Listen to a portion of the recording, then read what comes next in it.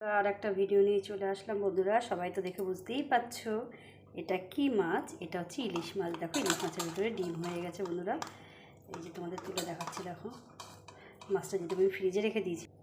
এই দেখো বন্ধুরা, কে কীরকম ইলিশ মাছ খেতে ভালোবাসো প্লিজ কমেন্টে জানিও। আমি এটাকে ভাপা তৈরি করব। এই যে বন্ধুরা, মাছের মধ্যে এই যে আমি এখন দিয়ে দিচ্ছি টক দই, দিচ্ছি লবণ, দিয়ে দিচ্ছি হলুদ, রেখে দিয়েছি। এর মধ্যে দিয়েছি পোস্ত, কালো সর্ষে, সাদা সর্ষে, কাঁচা লঙ্কা দিয়ে একটা পেস্ট করেছি। পেস্টটা দিয়ে দেবো এর মধ্যে। দিচ্ছি কাঁচা তেল। কাঁচা তেলটা একটু বেশি দেবে পরিমাণে করে।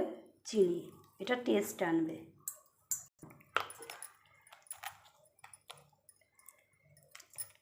এই যে বন্ধুরা, আমার মাখা হয়ে গেছে। এবার আমি কড়াইতে তেল গরম করে দিয়েছি। এবার কড়াইয়ের মধ্যে দিয়ে তেলটা আমার গরম হয়ে গেছে। দিয়ে দেবো দুটো কালো জিরে ফোড়ন। পরে এবার মাছটাকে আমি আস্তে করে পাঠিয়ে দেবো। বন্ধুরা দিয়ে দিচ্ছি উপর দিয়ে 4টে কাঁচা লঙ্কা। কাঁচা লঙ্কা দিলে ভালো একটা ফ্লেভার আসবে। দেখো বন্ধুরা, আমার ইলিশ মাছ কাঁচা ভাপা কীরকম দেখতে হচ্ছে।